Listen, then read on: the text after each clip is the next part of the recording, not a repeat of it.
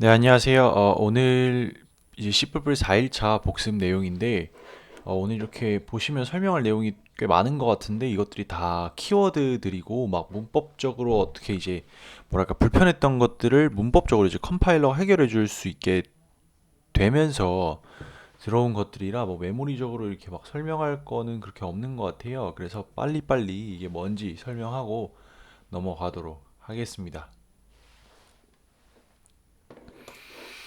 자, 인라인 함수라는 게 뭐냐면은 결국에는 그 인라인 키워드를 붙여서 선언을 하고 이제 구현을 할 때 인라인 키워드를 붙여주면은 이 함수를 호출할 때 컴파일러가 함수를 미리 해석을 해서 함수 쪽으로 호출하는 게 아니라 즉 함수의 오버헤드를 없애기 위한 방법이라고 보면 되는데요. 이게 이제 인라인 키워드가 붙은 함수 그리고 구현할 때 이제 인라인이 붙은 함수는 컴파일러가 미리 이 함수를 읽어서 그냥 그 코드를 안에 있는 코드를 바로 갖다 붙여주는 겁니다. 그러니까 함수를 호출을 하지 않고 그 함수의 결과를 바로 실행할 수 있게 코드를 갖다 붙여주는 거를 이제 인라인 함수라고 하고 결과를 바로 받아볼 수 있겠죠. 그래서 인라인 함수가 그런 용도로 쓰인다. 이렇게 되면은 실행 시점에 함수로 호출하는 게 아니라 결과 값을 바로 받아서 대입을 하거나 할 수 있기 때문에 좀 더 속도가 빠르다. 컴파일 시간은 좀 더 걸릴 수 있겠지만 빌드 속도는 좀 더 빠르다라고 말씀을 드릴 수가 있겠고요. 이게 이제 템플릿에서도 인라인 함수를 이렇게 만들더라고요. 자동으로 이제 템플릿 코드를 이제 그 선언을 하고 구현부를 자동 생성하면 인라인으로 만들어 주는 게 이제 그런 이유 때문인 것 같아요.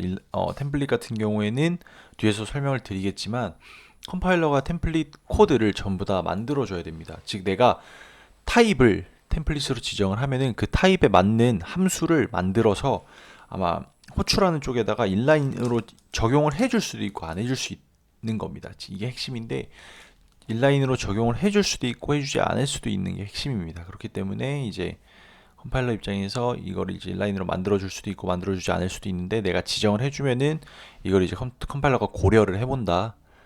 컴파일러가 고려를 해본다라고 볼 수 있는 거고요. 자, 스태틱 키워드 같은 경우에는 정적이라는 거죠. 이 스태틱 키워드가 붙는 게 이제 정적 멤버 변수, 그리고 정적 멤버 함수, 그리고 뭐 변수들, 정적 변수, 정적 함수, 정적 전역 함수죠. 정적 전역 변수고 이렇게 스태틱이 붙으면은 자, 뭐가 되냐면은 범위가 지정이 돼요. 즉 네임스페이스 안에 스태틱 키워드가 붙으면은 이 스태틱 정적 변수는 그 네임스페이스 안에서만 사용할 수 있는 전역 변수처럼 사용할 수 있는 게 되고요. 그 네임스페이스들 안에 있는 모든 함수들이 공유할 수 있는 그런 변수예요. 근데 이제 저장되는 영역이 데이터 영역인 거죠. 데이터 영역은 프로그램이 실행될 때 이런 스태틱한 변수들이나 어, 이런 스태틱한 변수들이 올라와서 저장이 되는 프로그램 실행과 끝날 때 이제 그 생명 주기를 어, 공유하는 그런 것들이 올라오고요. 거기에 대표적으로 올라가는 게 이제 데이터 형이 올라가는 게 스태틱 키워드가 붙은 정적 변수나 정적 함수 그리고 멤버 함수도 마찬가지겠죠. 멤버 변수도 마찬가지고 이런 스태틱이 붙으면은 객체의 생성과 소멸, 스택의 생성과 소멸이 구애받지 않고 데이터 영역이 한번 초기화돼서 프로그램이 종료될 때 내려가기 때문에 그곳에 딱 픽스돼서 고정된다라고 볼 수 있고요. 범위가 지정된 전역 변수 전역 함수가 된다라고 말씀을 드릴 수가 있을 것 같아요. 대표적으로 파일 범위, 뭐 네임스페이스 범위, 클래스 범위, 그다음 함수 범위까지 함수 안에서도 이렇게 정의를 할 수가 있으니까 이런 식으로 정의가 될 수 있고요. static 키워드 같은 경우에는 이제 그렇게 정의가 될 수 있습니다. 그래서 스태틱 키워드가 붙으면은 이 멤버 변수는 이 정적 변수는 이 파일 안에서만 전역적으로 사용하고 외부에서는 볼 수 없는 정적 변수구나 전역 변수구나라고 생각을 하시면 되고요. 데이터 영역에 올라가기 때문에 뭐 스택에 상관없이 함수 안에 들어갈 경우 스택에 상관없이 최초 1회 초기화가 되고 그 이후에는 이제 뭐랄까 초기화되지 않고 바로바로 이제 값으로 사용이 될 수가 있고요.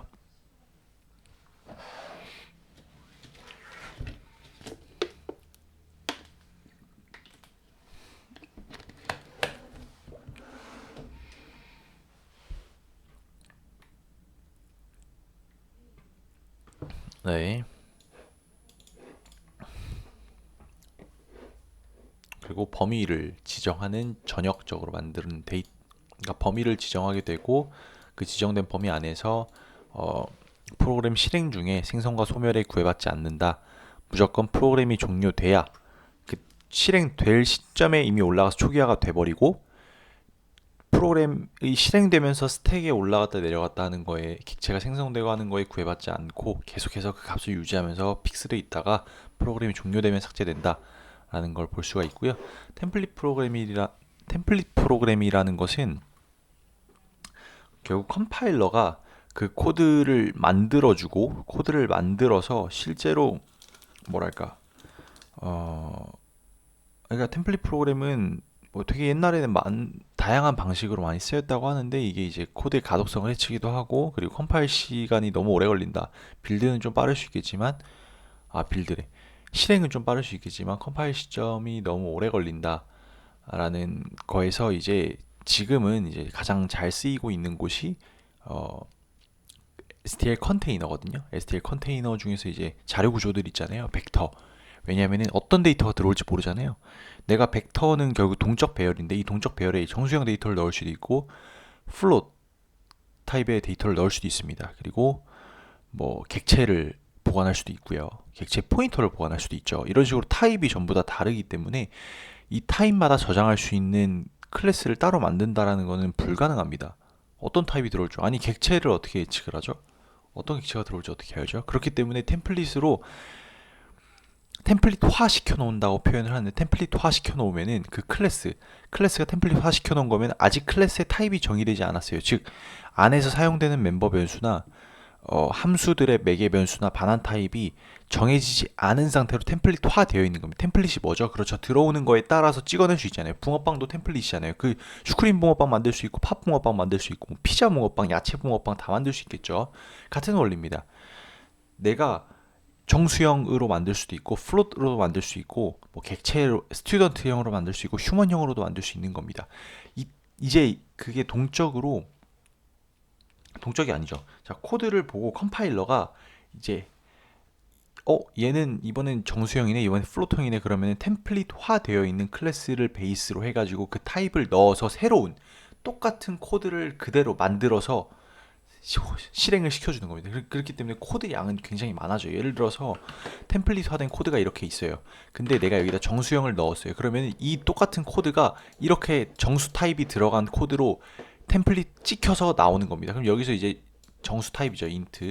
인트가 찍혀서 나온 건데 이번에는 플롯이에요. 그러면은 또 똑같은 코드가 이렇게 복사되고 플롯을 사용했을 때 이 템플릿에 플롯을 넣어서 템플릿 코드를 찍어냈을 때는 여기서 이제 이렇게 돼서 여기는 플롯인 겁니다.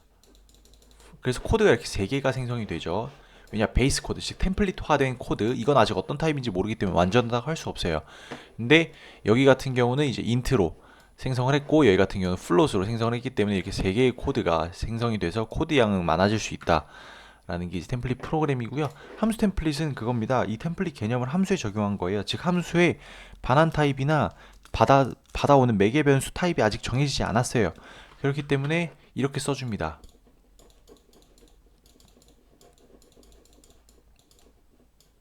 이걸 클래스라고 해야 되는데 그냥 타입 네임이랑 별 차이가 없어서 타입 네임 한 다음에 t 이런 식으로 해주면은 t 한 다음에 여기가 t 타입으로 반환하고 보이드 쓰면 안 되구나.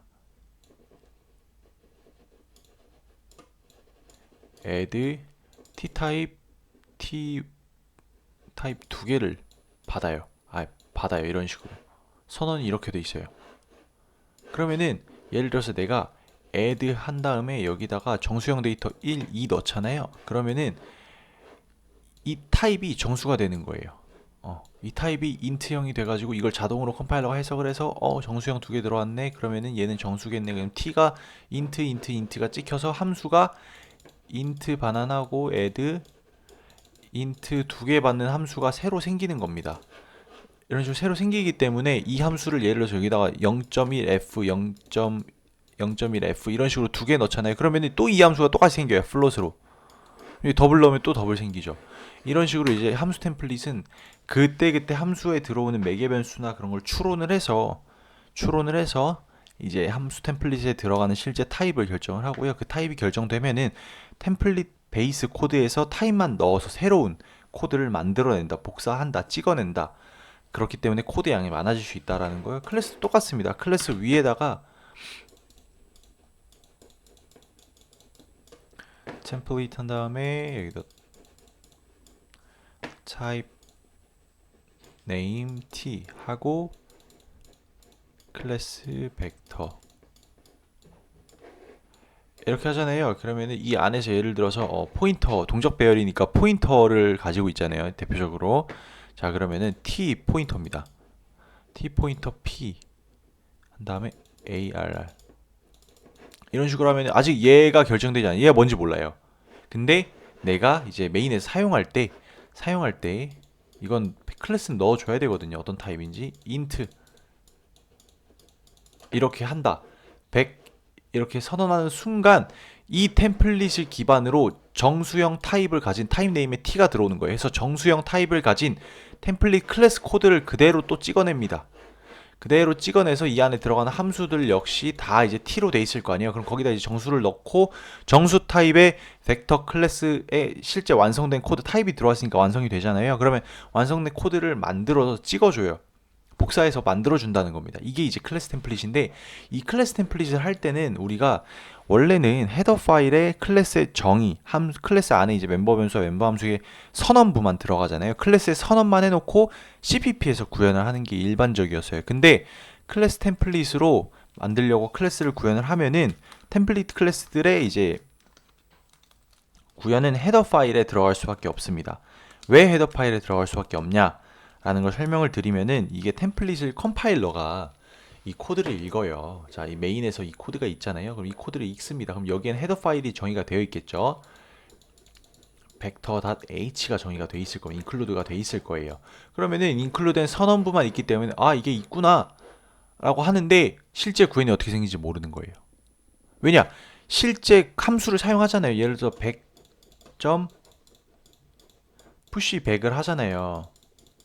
푸시백 함수를 만들어 줘야 되는데 이 푸시백 함수를 만들어 줘야 되는데 이 푸시백 함수가 어떻게 생긴지 모르는 거예요. 왜냐? 내가 알고 있는 거는 나한테 지금 인클루드 되는 건 헤더 파일이야.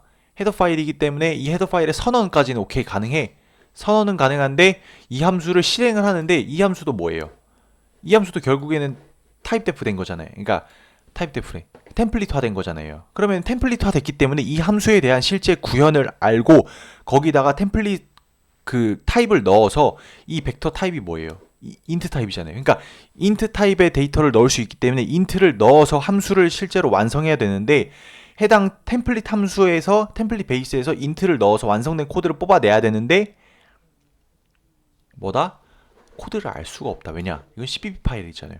한 번에 하나의 CPP 파일을 따로따로 컴파일하는 컴파일러 입장에서는 이 코드의 구현을 알 수가 없는 거예요. 그렇기 때문에 에러가 나요. 그래서 항상 헤더 파일의 템플릿 메서드들은 헤더 파일에 구현을 해줘야 된다.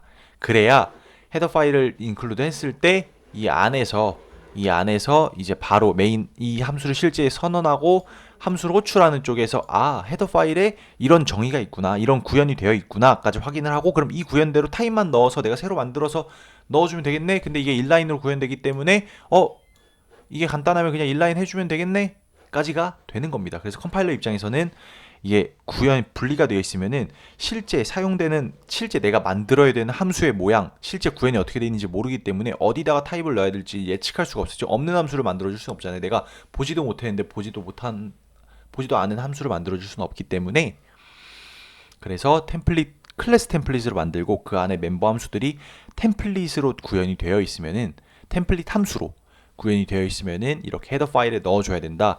근데 이제 그렇게 되면은 코드가 굉장히 길어질 수가 있잖아요. 그래서 코드가 그러니까 템플릿 값이 필요 없는 코드들 있잖아요. 즉 템플릿 함수 안에서도 뭐 전부 다 모든 코드 하나하나가 템플릿 타입을 가져다가 사용해야 되는 건 아니잖아요.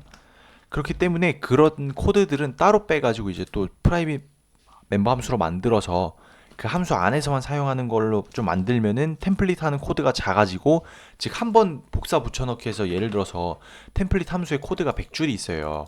그러면 이걸 한 번 복사하면 플러스 100줄이 되잖아요. 그럼 이것도 EXP 파일이 늘어날 거 아니에요. 근데 만약에 이 벡터 타입을 int, float, 뭐 더블, 그다음 객체 한 3개 이렇게 하면 벌써 6개거든요. 그러면 6개씩 했으니까 푸시백 한 번 할 때마다 푸시백 한 번 할 때마다 모든 객체들을 모든 그 벡터들의 푸시백을 6번을 한다 그러면 한 번 할 때마다 600줄의 코드가 늘어나는 거잖아요. 푸시백이 100줄이라고 하면은 물론 그럴 리는 없겠지만 그럴 수도 있고 그렇게 되면은 너무 비효율적이다 그래요. 그래서 이 타입 T나 뭐 정의해 놓은 타입을 쓰는 코드들은 템플릿 코드들은 그대로 내놓고 그러니까 놔두고 템플릿 코드를 쓰지 않는 코드들을 모아서 그런 기능을 하는 함수를 만들자 이거죠. 그러면은 이때 이제 그냥 함수 호출하면 되잖아요. 그럼 얘네들에 대한 템플릿 코드들은 다른 함수에 있기 때문에 좀 더 효율적으로 템플릿 코드 복사하는 코드 양을 좀 줄일 수 있지 않을까라는 거고요. 근데 뭐 함수로 굳이 뺄 수 없는 기능이거나 이걸 분할하기 너무 애매한데 작은 기능인데 라고 하면은 굳이 그렇게 무리해서 할 필요가 있을까 싶어요. 예. 그걸 코드가 좀 길어지는 걸 알고도 이제 사용하는 게 템플릿이고 코드가 길어지고 exe 파일이 좀 커지긴 하지만 실제로 컴파일 시점에 이제 이렇게 코드를 만들어서 좀 베이스로 그러니까 어떤 타입이든지 간에 저장할 수 있기 때문에 그런 장점 때문에 사용하는 게 좀 더 커서 이거는 이제 정말 exp 파일이 너무 커지고 함수 하나가 너무 크다 이걸 매번 복사하기는 좀 부담스러울 것 같다. 컴파일러 입장에서 매번 복사해서 exe 파일이 너무 늘어나는 건 부담스럽다. 자주 쓰이는데 코드가 많다 그러면은 분리할 수도 있겠죠. 네, 그건 이제 상황에 따라서 할 수 있고요. 이제 오토 키워드 이게 되게 저도 이제 뭐랄까 이걸 공부를 하면서 이거 너무 뭐 타입도 안 보이고 애매한데 특히 예를 들어 제가 고민되는 게 그거예요. 다양성을 이용하려면은 여기다가 부모가 들어가잖아요. 부모 포인터가 들어가고 그다음에 뭐 객체 A가 있다고 해요. 그럼 여기다 new 자식인 B를 합니다. B를 하게 되면은 이 부모 타입을 보고 이게 다형적으로 돌아가는 코드구나. 얘네들이 상속 관계고 결국에는 A가 B의 가상함수 테이블에 있는 오버라이딩된 메서드를 호출하겠구나라는 게 보이는데 여기다 오토를 달아버리면은 포인터도 심지어 안 달아도 되거든요. 자기가 알기 때문에 이렇게 돼요. 그냥 타입이 추론이 가능하다는 거예요. 이게 좀 뭐랄까 이게 뭐가 들어오는지 알고 싶은데 이게 뭐가 들어오는지 모르는 거죠. 여기가 B가 들어올 수도 있고 그러니까 부모가 들어올 수도 있고 자기 자신이 들어올 수도 있는 거잖아요. 근데 난 그게 궁금하단 말이에요. 근데 이렇게 해놓으면 뭐가 들어온 이 A 타입이 뭔지 알 수가 없어요. 코드만 봐서는 그냥 자동이니까. 그리고 심지어 참조는 또 따로 붙여줘야 되고 이런 식으로 안 붙여주면 포인터로 인식을 하죠. 왜냐하면 참조는 값복사를 하는지 자기가 가지고 있는 주소를 전달해 주는지 구분이 안 돼요. 이게 무슨 말이냐면은 참조 변수는 결국에는 외관은 일반 변수처럼 사용을 할 수 있지만 할 수 있지만 내부적으로는 포인터로 둔다고 그랬죠. 그렇기 때문에 우변에 오게 되면은 그냥 값을 복사해서 전달을 합니다. 일반 변수인 경우 이 값을 복사해서 전달하는 기준이 좌변에 뭐가 오는지에 따라 달라지거든요. 근데 만약에 좌변에 포인터가 왔다. 좌변에 아니면 참조가 왔다. 그러면 주소를 전달을 해요. 자기가 가지고 있는 주소를 전달합니다. 그래서 이게 참조를 붙여줘야 얘가 참조로 받는지 값을 복사해서 받는지 참조를 받는지 확인할 수 있기 때문에 오토 참조를 해줘야 되고요. 근데 이게 저도 타입이 보이지 않고 되게 가독성이 떨어지는 코드라고 생각이 들더라고요. 많이 사용해보진 않았는데 이걸 사용하는 코드를 좀 봤는데 그래서 이게 뭐가 들어가지? 라는 고민을 하게 되는 것 자체가 코드를 읽으면서 굉장한 리소스 낭비라고 생각을 하기 때문에 이걸 사용해야 되는 구간을 좀 정의를 해 주시더라고요. 제가 배울 때.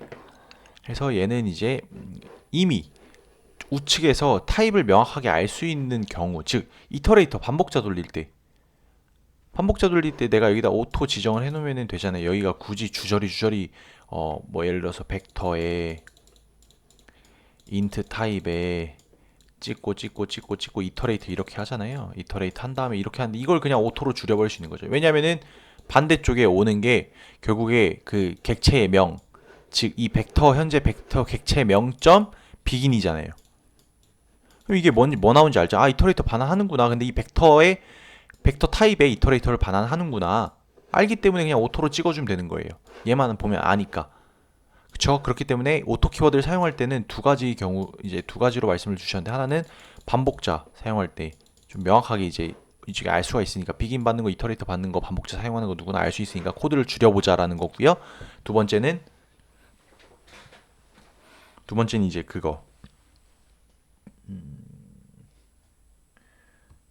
템플릿 받을 때, 그러니까 우측에도 쓰고 좌측에도 쓰고 이러잖아요. 템플릿 같은 경우 뉴 한 다음에 뉴 할 필요가 있지.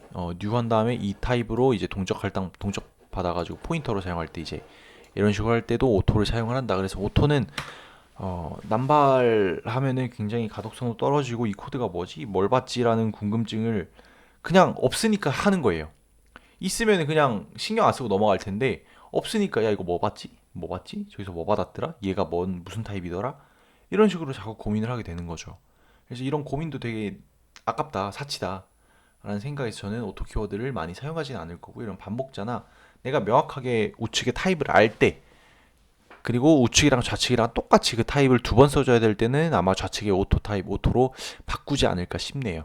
일단은 기존의 타입 쓰던 대로 쓰고, 정말 우측에도 있으면은 우측에 있는 걸로 확실히 내가 이걸 알면은 좌측에 오토를 한번 써보지 않을까 싶네요. 그리고 스태틱 어설트가 이 어설트가 일단은 디버그 모드 실행 시에 이제 어떤 값이 들어오는지에 대해서 내가 지정해 놓은 가정이 있잖아요. 즉 이거는 무조건 이거다. 이건 절대 널이 들어오면 안 된다. 라는 거로 이제 어설트 함수죠. 어설트 여기다 가정을 해 놓습니다. 이거 단정 지어놔요. 단정 지어놓으면은 만약에 이게 가정이 틀리다 그럼 바로 여기다 페일이 나거든요. 그러니까 페일이 난다는 게 바로 이제 프로그램이 멈춥니다. 프로그램이 멈추고 어설트 에러다 이렇게 말을 해주는 게 이제 디버그 모드에 잡을 수 있고, 실제 릴리즈 모드에서는 못 잡아요. 근데 이거는 단점이라고 하면 단점일 수가 있는 게 뭐다? 프로그램 빌드가 끝나고 실행 시점에 잡을 수가 있는 겁니다. 실행 시점에 뭔가 잘못 들어왔을 때 값을 체크하는 데 유용하지만, 컴파일러가 해주는, 즉 컴파일러 단에서 에러를 확인할 수 있는 것도 이제 거는 이제 잡을 수가 없다라는 거죠. 이게 뭔가 문법적으로 잘못되거나 컴파일러 단에서 이건 컴파일러가 잡아줄 수 있는 것 같은데 빌드까지 해봐야 되나라는 것들이 이제 스태틱 어설트로 사용을 하면은, 얘 같은 경우는 우리가 빌드 하기 전에 컴파일러가 예를 들어서 문법 오류 같은 거 잡아주잖아요. 뭐 예를 들어서 int를 itn으로 썼다든가, 이건 컴파일러가 잡아주냐? 야 이거 뭐냐? 이거 잘못된 자료형 같은데 애초에 빌드 하기도 전에 그냥 빨간 줄 끄어버리잖아요. 이거 안 된다고. 그런 식으로 컴파일러가 잡아주는 거에 대해서 어설트처럼 사용을 할 수가 있는 게 이제 어설트 에러, 즉 컴파일 하면서 컴파일 시점에서 컴파일 시점이라는 거는 결국에는 실행과 컴파일이 나뉘는데, 링커와 컴파일을 나누게 되면은 어설트 같은 경우에는 이미 링커까지 다 끝나고 실행이 되면서, 프로그램이 실제 실행이 되면서 이제 디버그 모드로 볼 때 이제 어설트가 나는 건데, 스태틱 어설트 같은 경우에는 컴파일 시점에서, 즉 링커 단계까지 또 안 가고 컴파일 전 처리, 그다음 컴파일, 디스어셈블 이 세 단계에서 이제 컴파일 단계에서 컴파일러가 잡아줄 수 있는 거에 대해서 먼저 어설트를 내서 빌드가 안 되게 하고 이 에러를 먼저 잡을 수 있게 해준다 라는 게 이제 스태틱 어설트고, 이건 굉장히 컴파일러가 이걸 잡을 수 있을까? 이건 컴파일러가 잡아줄 수 있을 것 같은데 하는 것들을 이제 넣어서 단정을 지어놓고 넣어놓으면은 굉장히 유용하게 컴파일 시점에서 에러를 잡을 수 있다 라는 거고요. 이건 굉장히 많이 사용을 하라고 하더라고요. 그래서 저도 한번 사용을 해볼 생각입니다. 이게 컴파일러가 잡아줄 수 있지 않을까? 여기서 뭔가 내가 예상한 것과 잘못된 값이 들어오면은 이건 컴파일러가 분명히 잡아줄 거야 라는 거에 대해서 생각을 해보고, 거기다 스테디 어설트를 넣어놓으면은 컴파일 시점에 에러를 잡아서 프로그램 빌드 해보지 않아도 미리 에러를 체크하고 빌드를 해볼 수 있다 라는 거에 대해서 굉장히 오류를 예방하는데 괜찮은 것 같고요.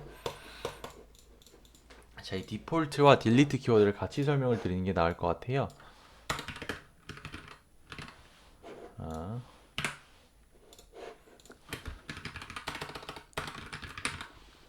이렇게 같이 설명을 드려볼게요. 일단 디폴트는 뭐냐? 이건 이제 생성자에다가 붙이는 건데요. 즉 얘가 기본 생성자다라는 거를 명시해 주는 겁니다. 기본 생성자 같은 경우에는 뭐예요? 내가 선언조차 하지 않고 아무 생성자도 없으면 컴파일러가 기본 생성자를 만들어 주죠. 기본 생성자를 만들면서 거기서 이제 뭔가 아무 일도 안 해요. 기본적으로 값도 초기화하지 않고 그냥 쓰레기 값이 들어가게 두는데, 두는데 일단 객체를 생성하려면 생성자를 호출해야 되는데 얘가 아무것도 안 만들었네. 그럼 내가 만들어서 호출해 줄게. 이 개념입니다. 하지만 디폴트를 달아놓으면 이런 식으로 달 수가 있어요. 내가 클래스 휴먼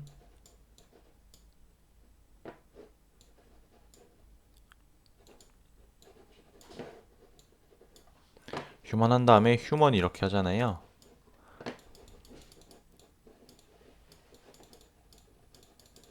이렇게 하면은 따로 구현을 하지 않아도 돼요. 즉 이렇게 선언해 놓으면 구현이 없으면 에러 나잖아요. 근데 구현을 하지 않아도 됩니다. 내가 구현하지 않고 그냥 얘가 디폴트 생성자야. 즉 내가 객체를 생성할 때 아무런 매개 변수도 넣어주지 않으면은 그냥 디폴트 생성자가 호출되는데, 디폴트 생성자의 호출은 이 디폴트 키워드로 대신을 해서 굳이 만들어주지 않아도 되는 겁니다. 이건 굉장히 명확하죠. 왜냐하면 디폴트 생성해놓고 그 안에서 뭔가 작업을 할 게 있다면 구현을 해줘야 되는데, 정말 그냥 일단 호출만 해. 그냥 갑초기화 안 해도 돼. 일단 호출만 해 하면은 굳이 디폴트 생성자를 구현할 필요가 없잖아요. 그럴 경우에 이제 디폴트 키워드를 붙여가지고 이 생성자가 디폴트 생성자고 내가 아무것도 매개 변수를 넣어주지 않은 상태로 객체를 생성을 하면은 이 생성자가 호출돼. 그걸 디폴트야라고 명확하게 명시해 줄 수 있는 거고요. 소멸자도 뭐 디폴트 소멸자라고 지정을 해줄 수가 있겠죠. 이런 식으로. 그러면은 뭐 안에서 디폴트 소멸자의 의미는 뭐죠? 그렇죠. 안에서 동적 할당받은 메모리가 없다라는 거죠. 즉 해제해 줄 게 없기 때문에 그냥 소멸자도 어떻게 객체가 해제될 때 객체가 해제될 때 무조건 호출돼야 되는 키워드예요. 그렇기 때문에 그냥 소멸자 하나 선언해 놓고 내가 구현하기 귀찮다. 구현해도 뭐 아무것도 들어가지도 않는데 보기도 싫고 CPP 파일에 뭔가 가독성도 좀 떨어진다 그러면은 그냥 디폴트 해놓으면 됩니다. 그러면은 구현 없어도 그래 그냥 어차피 호출해야 되는 거 디폴트 키워드로 대신해서 구현 없이 내가 얘 호출해 줄게. 대신 아무 일도 안 하는 거 너가 아무 일도 안 한다 했다. 만약에 포인터가 있고 동작할당 받은 메모리가 있는데 디폴트로 해놓고 메모리 누수나면 네가 책임져 라는 거죠. 네. 자, 딜리트는 이거는 자 우리가 기본적으로 생성해주는 생성자나 그런 소멸자 같은 것들, 그리고 복사 생성자와 대입 연산자 있잖아요. 이런 것들을 만약에 기본 외부에서 객체 생성을 못하게 하려면 우리가 프라이빗에 넣었잖아요. 이런 생성자를 선언을 해서 그 선언을 프라이빗에다 넣음으로써 기본 아무것도 매개 변수가 없는 채로 생성하지 못하게 하려고 프라이빗에다 기본 생성자를 선언을 해놓잖아요. 그렇게 되면은 내가 만약에 다른 생성자를 만들어 놓지 않는다고 하면은 그 객체는 외부에서 생성할 수 없는 객체고, 그렇죠. 만약에 싱글톤 같은 경우가 그런 예였잖아요. 싱글톤 같은 경우는 생성자를 프라이빗에다 넣어놓고 메서드를 통해서 이제 스태틱 정적 멤버 변수에 이제 객체가 하나만 존재하게 이제 그렇게 만들었거든요. 그래서 스태틱 정적 멤버 변수에 객체를 하나 생성해놓고 최초로 들어오면은 생성해서 넣어주고, 생성해서 그 객체를 반환을 하고 그 포인터를 반환을 하고, 만약에 생성이 돼 있다 그러면 체크한 다음에 그냥 생성돼 있는, 어차피 스태틱 정적 멤버 변수는 그 상태 값을 계속 가지고 있기 때문에 널 비교가 가능해요. 즉 함수가 호출될 때마다 초기화되고 삭제되고 하는 게 아니라 객체가 생성되던 말던 그 객체가 해제되고 그 메모리가 해제되기 전까지는 객체를 한번 생성을 하면은 스태틱한 멤버 변수는 계속해서 그 값을 가지고 있습니다. 그래서 함수로 호출해서 클래스의 함수로, 이것도 당연히 정적 멤버 함수죠. 정적 멤버 함수로 호출해서 그 안에서 객체를 달라고 요청을 하면은, 반환을 해달라고 하면은 생성돼 있으면 생성돼 있는 걸 그대로 반환을 하고 그 주소를 반환을 하고, 생성이 안 돼 있으면 최초일에 만들어서 반환을 하는 건데 이렇게 하기 위해서는 기본 생성자를 프라이빗에다 넣어놨잖아요. 저희가 이렇게 해서 외부에서 생성자 호출하려고 하면 야 너 이거 프라이빗 멤버 변수인데 프라이빗 멤버 함수인데 멤버 요소인데 너 왜 접근해? 라고 컴파일 에러를 빡 뱉었는데, 이걸 이제 딜리트가 해주는 겁니다. 즉 내가 일단 퍼블릭에다가 생성을 해도 돼요. 클래스 내부에서 퍼블릭 안에다가 휴먼 한 다음에 여기다 딜리트 적어줍니다. 그럼 이거는 그냥 프라이빗에 감춰놓은 거랑 똑같은 거예요. 없는 거예요. 얘는 없다. 얘는 없기 때문에 얘를 호출하려고 하면 얘 없는데 무슨 소리야? 얘 없는 거야. 내가 선언했는데 없다고 가정할 거예요. 즉 프라이빗에 넣은 거랑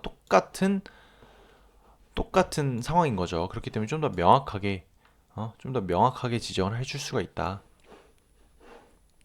이것도 역시 디폴트나 딜리트 같은 경우는 명확하게 지정을 해줄 수 있다는 점이 굉장히 고무적인 것 같아요. 예. 이게 뭐랄까